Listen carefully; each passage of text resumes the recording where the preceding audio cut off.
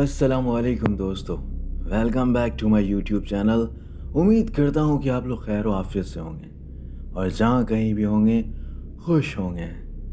दोस्तों, आज की वीडियो शुरू करने से पहले मेरी आप लोगों से दरख्वास्त है कि आप लोगों ने अगर मेरे चैनल को सब्सक्राइब नहीं किया तो काइंडली मेरे चैनल को सब्सक्राइब कर लें और साथ ही बने बेल आइकन को भी प्रेस कर दें ताकि आपको हर नई स्टोरी की नोटिफिकेशन मिलती रहे। तो चलिए हेडफोन्स लगाकर कमरे की लाइट ऑफ कर लीजिए और एंजॉय कीजिए आज की इस कहानी को।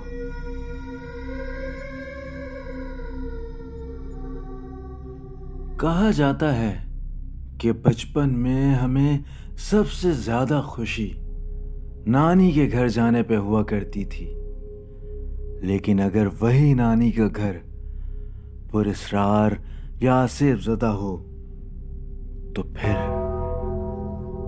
दोस्तों, आज का वाक़या भी एक ऐसे ही घर से मुंसलिक है जहां मुख्तलिफ पुरस्रार और होलनाक वाक़यात को एक्सपीरियंस करने के बाद ही उसे पुरस्रार माना गया है। आज की ये कहानी इब्राहिम और उनके भाई अली की है। ये वाक़या साल 2002 का है। वैसे तो हम अक्सर छुट्टियों में अपनी नानी के घर जाया करते थे, लेकिन पिछले चंद महीनों से मेरे नाना नानी एक नए घर में शिफ्ट हो गए थे जो कि हमारे घर से इस बार खासा दूर था। नानी के इस नए घर में हमें जाने का बहुत शौक रहता था क्योंकि ये नया घर काफ़ी बड़ा था और इसमें खेलने के लिए एक बड़ा गार्डन भी था। हम एक आध मर्तबा इस घर में जा तो चुके थे, लेकिन जब भी जाते ये घर हमें नया ही लगता था। तो इसलिए इस बार स्कूल की सर्दियों की छुट्टी में हमने अपनी तमाम छुट्टियां नानी के घर ही गुजारने का सोचा। मैं अगर ठीक तरह से नानी के घर का नक्शा बताऊं तो उनका घर काफी वसी था। मेन गेट से एंटर होने के बाद सामने गार्डन नुमा सहन पड़ता था जिसमें बैर, अमरूद, नारियल और फालसे के पेड़ थे। इसके अलावा और भी मुख्तलिफ तरह तरह के पेड़ पौधे इंतहाई नफासत के साथ लगाए गए थे। घर के बिल्कुल पीछे रेलवे की पटरियां थीं और अक्सर हम घर की छत पे पैर लटकाए रेलवे लाइंस की तरफ ट्रेन को गुजरते देखा करते थे। जब हम उनके घर पहुंचे तो हमें बड़ी खुशी हुई। घर में नाना, नानी, मेरी 2 खाला और एक मामू रहा करते थे। घर तो वैसे काफ़ी अच्छा था, लेकिन एक अजीब चीज़ जो मैंने उन दिनों वहाँ महसूस की वो उस घर का सहन था जहाँ मुख्तलिफ किस्म के पेड़ लगे थे। उस सहन में मुझे थोड़ा भारीपन लगता था। ऐसा महसूस होता था कि कोई आपके साथ है, कोई आपको देख रहा है या कोई आपकी बातें सुन रहा है। कहते हैं कि उस सहन में एक घना फालसे का भी पेड़ था जिसकी मजबूती देख के हम दोनों भाइयों ने उस पे झूला डाल लिया था। रोज दोपहर के टाइम उस पे झूलना हमारा मामूल सा बन गया था।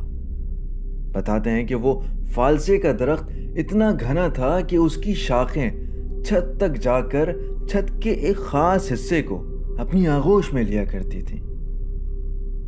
यूं ही एक शाम मामूल के मुताबिक मैं अकेले उस फालसे के दरख्त के नीचे कुछ गुनगुनाते हुए झूला झूल रहा था। झूलते झूलते ऐसा महसूस हुआ कि कोई पीछे से जिस तरह झूला झुलाने के लिए धक्का दिया जाता है उसी तरह कोई मुझे धक्का दे रहा है। मैं हैरान होके पीछे देखा, मुझे कोई नहीं दिखा, लेकिन जैसे ही मैंने अपनी निगाह ऊपर पेड़ की तरफ डाली तो पेड़ की वुसअत और उसका घनापन देख के थोड़ा सा खौफ भी आया। मैं उस टाइम झूले से उतर के सहन को क्रॉस करता हुआ कमरे की तरफ जाने लगा। कमरे का दरवाज़ा खोला तो सामने नानी बैठी थी। नानी अक्सर हमें शाम के वक्त उस फालसे के पेड़ पर झूला झूलने से मना करती थी और जब मेरे कमरे के अंदर दाखिल होने पे नानी ने मेरी शक्ल पे वो खौफ और वो हैरास देखा तो मुझे देखकर उन्होंने मुझसे पूछा कि बेटा क्या हुआ है, सब ठीक तो है ना। जिस पे मैंने बिना कुछ कहे उनकी बात पे हामी भरते हुए सर हिला दिया। कहते हैं कि एक शाम ऐसे ही मैं छत के एक कोने में बैठा ट्रेन की पटरियों की जानिब ट्रेन को गुजरते देख रहा था। शाम का सुहाना मंजर था, सर्दियां तो थी ही तो ठंडी हवाएं भी चल रही थी। मैं अपने दोनों हाथ अपनी जैकेट के अंदर डाले रेलवे ट्रैक का मंजर देख रहा था। आप यकीन करें, मैं अभी ट्रेन को उस ट्रैक से गुजरता देख ही रहा था कि मुझे छत के दूसरे कोने से किसी लड़की की हंसने की आवाज आई, जिसे सुनकर मैं चौंक सा गया। जब मैंने उस जगह देखा तो एक 17 से 18 साल की लड़की, जिसने एक पुरानी सी येलोइश टाइप की फ्रॉक पहनी थी, एकदम उस फालसे की तरफ जाकर गायब हो गई। मैंने उसका चेहरा ठीक तरह तो नहीं देखा, लेकिन उसके चेहरे पे काफ़ी जख्म के निशानात थे और माथे की जानिब से खून सा भी बह रहा था। ये देख के मुझे काफ़ी हैरानी हुई। मैं नीचे घबराता हुआ आया और ये बात नाना नानी को और घर के तमाम अफराद को बताया। उस वक्त मेरे नाना, जो सौम व सलात की पाबंदी के साथ ही साहिब इल्म भी थे, उन्होंने मुझे आइंदा के लिए छत पे अकेले जाने से मना कर दिया। 1-2 दिन के गुजरने के बाद इत्तेफाकन हम सहन में क्रिकेट खेल रहे थे तो हमारी बॉल घर की छत पे चली गई। हम दोनों भाइयों ने सोचा कि हम बिना किसी को बताए छत पर चले जाते हैं, चंद सेकंड्स की तो बात है, और वापस बॉल लेकर आ जाते हैं। ये कह के मैं नीचे खड़ा रहा और मेरा भाई अली छत पे से बॉल लेने चला गया। लेकिन जब वो बॉल लेकर नीचे उतरने लगा तो उसे न जाने किस मखलूक ने सीढ़ियों से इतनी बुरी तरह धक्का दिया कि वो मुंह के बल नीचे सीढ़ियों से होता हुआ सहन की जानिब आ गिरा। गिरने के बाद उसके पैर पे काफ़ी चोटें आई थीं, जिसकी वजह से वो प्रॉपर चल भी नहीं पा रहा था। बिलाल यकीन जाने जिस शाम मेरा भाई छत की सीढ़ियों से नीचे गिरा था, उस रात जब मैं उसके साथ सो रहा था तो वो सोते हुए नींद में अजीब सी लैंग्वेजेस में बातें करने लगा। वो कभी एकदम हंसना शुरू हो जाता तो कभी एकदम गुस्सा करने लगता। मैं ये सारे मनाजिर देख ही रहा था और जब मुझे एहसास हुआ कि ये कोई नॉर्मल चीज़ नहीं है तो मैं फौरन उठा और घर के बड़ों को बुला लाया। हम सब अली की हालत देखकर काफ़ी परेशान हो गए और इस बात के पेश नज़र आधी रात को मेरे नाना ने इलाके की क्लिनिक से एक डॉक्टर को बुलवा लिया। डॉक्टर ने जब उसका मुआयना किया तो उसने हमें इत्मीनान देते हुए कहा कि घबराने की कोई बात नहीं है, अली को सिर्फ टांगों पे चोटें ही आई हैं, इसके अलावा अली बिल्कुल ठीक है। बिलाल, किसी न किसी तरह वो रात तो गुजर गई, लेकिन जब अगली सुबह हुई तो मेरा भाई अली हैरान कुन तौर पर बिल्कुल अजीब तरह बिहेव करने लगा। जब उसके आगे नाश्ता रखा गया तो वो जिस तरह से नाश्ता कर रहा था, ऐसा लग रहा था कि कोई जानवर किसी चीज को चबा रहा हो, और साथ ही न जाने वो किस लैंग्वेज में क्या क्या बड़बड़ाए जा रहा था। कभी वो हंसने लगता तो कभी दीवार पे हाथ मारने लगता। हमें उसे देखकर कुछ समझ नहीं आ रहा था, तो साथ बैठे मेरे मामू ने जब उसे संभालना चाहा और जब उसकी तरफ गए तो आप यकीन करें, उस 12 साल के बच्चे ने उन्हें इतनी जोर से धक्का दिया कि वो कमरे के दूसरे कोने तक जा गिरे।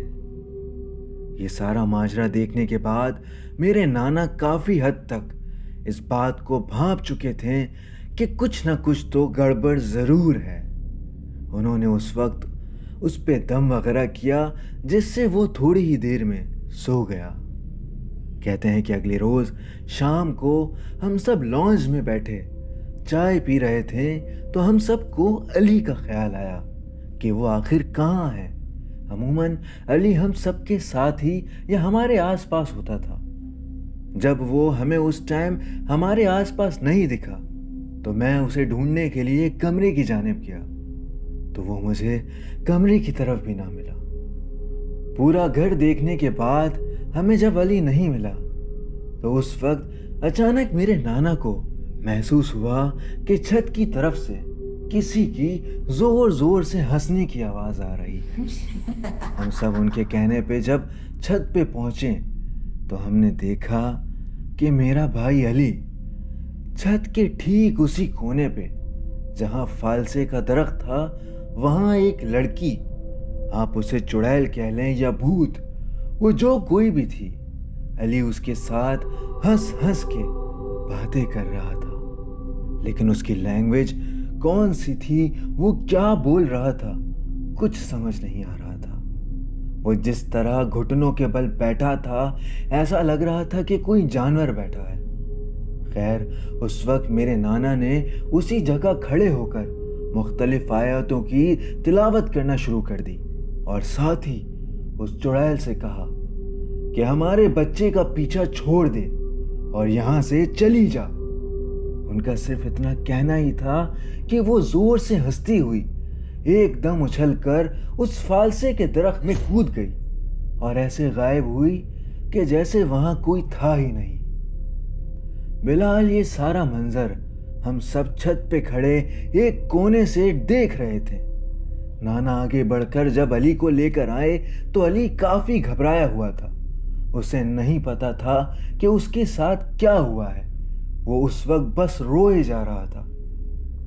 میرے نانا جنہیں اس گھر میں شفٹ ہوئے چند مہینے ہی ہوئے تھے، وہ اس بات کی تصدیق کرنے جب آس پاس کے محلے والوں سے پوچھنے نکلے کہ کیا اس گھر میں کوئی آسیب یا سایہ تو نہیں، تو اس بات پہ انہیں ان کے ہر پڑوسی اور محلے والوں نے یہی بتایا کہ آپ کے اس گھر میں پہلے بھی لوگ رہتے تھے اور انہیں بھی اسی طرح کی شکایات تھیں۔ ان کے بچے کسی دوسری مخلوق کے ساتھ باتیں اور کھیلا کرتے تھے۔ جب ان کے پیرنٹس کو یہ بات پتہ لگی تو ان لوگوں نے اس گھر کو چھوڑ دیا۔ اس کے علاوہ اور دیگر لوگوں کا بھی یہی ماننا تھا کہ انہیں اکثر ہمارے نانا نانی کی چھت پہ ایک عورت جس کے بال کافی لمبے ہیں وہ چھت پہ دکھائی دیتی ہے۔ لیکن ہمیں حیرانی اس وقت ہوئی جب پاس ہی ایک مسجد کے ایک ضعیف العمر پیش امام سے ہم نے اس بات کی تفصیل جانی تو انہوں نے بتایا کہ آج سے تقریباً 30 سال پہلے نانا کے گھر کے بالکل سامنے ایک جوان لڑکی نے ریلوے ٹریک پہ ٹرین کی زد میں خود کو لاگ کر خودکشی کر لی تھی، اور ان کا ماننا تھا کہ وہ چڑیل وہی لڑکی ہے۔ نانا اور نانی نے اس گھر میں بمشکل 1 سال ہی مزید گزارا ہوگا، اور اس کے بعد انہوں نے وہ گھر چھوڑ دیا۔ بلال آج اس بات کو تقریباً 21 سال ہو گئے ہیں۔ میرے نانا نانی تو اب اس دنیا میں نہیں ہیں، لیکن جب بھی ہم بھائی ہم کزن ساتھ بیٹھتے ہیں تو ہم یہ واقعہ ضرور یاد کرتے ہیں۔ So that was an interesting story جو ہم سے ابراہیم نے شیئر کی۔ دوستو آپ کو آج کی کہانی کیسی لگی ہمیں کمنٹ سیکشن میں لازمی بتائیے گا، اور اگر آپ کو ویڈیو پسند آئی ہو تو ہماری ویڈیو کو لائک کیجیے گا اور ہمارے چینل کو سبسکرائب کرنا نہ بھولیے گا۔ اور اگر آپ لوگوں کے ساتھ بھی ایسا کوئی پراسرار واقعہ پیش آیا ہو تو ہم سے ضرور شیئر کیجیے گا۔ میں ایک بار پھر ایسے ہی ویڈیو کے ساتھ پھر حاضر ہوں گا، تب تک کے لیے اپنا خیال رکھیے گا۔ اللہ حافظ۔